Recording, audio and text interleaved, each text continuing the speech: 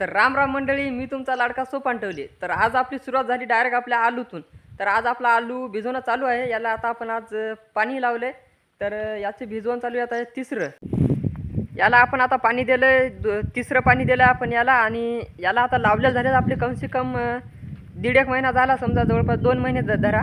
2 महिने झाले तर आपला आलू असा एवढा झाला. तुम्ही बघू शकता आपल्या पाठीमागं एवढा आलू झाला. आणि याला आता अशी पांढरी फुलं पण लागली. त्याला तुम्हाला दाखवतो मी. हे बघा, याला पांढरे फुलं पण लागली तर. आणि मेन मुद्दा आता याला खालून आलू पण लागले. असे या साईजचे आलू झाले त्याचे. आता तुम्हाला मी एखादा आलू उकरून पण दाखवतो. एक झाड तुम्हाला उकरून दाखवतो मी, आलू कसा झाला कसा नाही. आणि आपण याला एकदाच खतं पण टाकले. तर एकदाच खत टाकलं आपण याला. आणि फवारणी पण एकच केली आपण, जास्त काय केलं नाही आणि जास्त काय सांगतही बी नाही.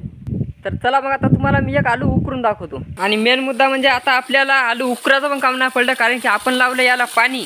आणि पाणी लावल्याच्या याची नळी, ड्रिपची नळी जी आहे का ती फुटली बघा. तर फुटल्याच्या इथं पाणी बघा हे कसं चाललं. हे आलू पडले आपले उघडे. तर हे घ्या पाहून तुम्हाला मी आलू दाखवतो. हे बघा पाहून आलू कसे. तर चला मग आता मी तुम्हाला एक आलू उकरून दाखवतो. त्याला आलू लागलेत कसे कसे नाही. तर चला मग आलूकडे. तर हे बघा, आता मी इथं आलू उकरतो. शे काढलं ढेकूळ. हे बघा, जिथं उकरलं तिथं आलू निघाला. शे बघा, इथं एवढा आलू आहे. याच्यावर बी ठोकर आलू आहेत. याच्यावर बी ठोकर आलू आहेत. शे बघा, इथं बी निघाला एक. शे बघा, शे एक आलू. असे आलू झालेत मित्रांनो आपले.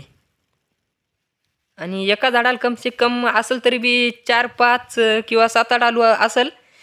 7-8 आलू म्हणलं तरी बी 5 कम नाही मित्रांनो, आलू भरपूर लागले त्याला.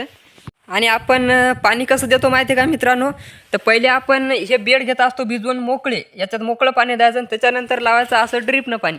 तर ड्रीपनं म्हणजे खालून वरून भिजतं, जेणेकरून रान आपलं हमेशा थंड राहतं खालून वरून. कारण की या दिवसात आता पाण्याची जास्त गरज असते याला. त्याच्यानं आपण अशा प्रकारचं पाणी देतो बघा खालून. आणि मेन मुद्दा म्हणजे याला काय तेवढं जास्त राखायचं काम नाही, कारण की याला कोणते मुख्य जनावर खात नाहीत. याला काय वानेर खात नाही, काय नाही. फक्त याला एकच वस्तू खाती, ती म्हणजे सायाळ. सायाळाला जास्त राखायला लागतंय. सायाळ तुम्ही बघितलंच असेल, त्याला काटे पण राहतात. फक्त तेच काय आहे, हे आलू उकरून खातंय. एक फटा धरला की एकच फटा शेलालूक नेते ते उकरत. त्यालाच जास्त राखायला लागतं आणि तेच जास्त आलू खाते. बाकी कोणताच प्राणी आलू खात नाही.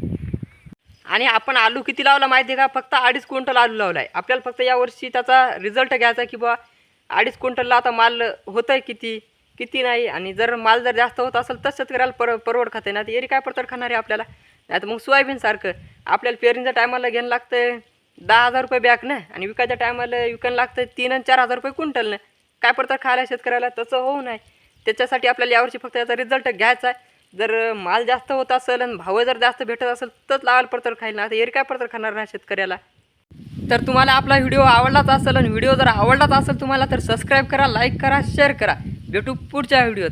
जय शिवराय.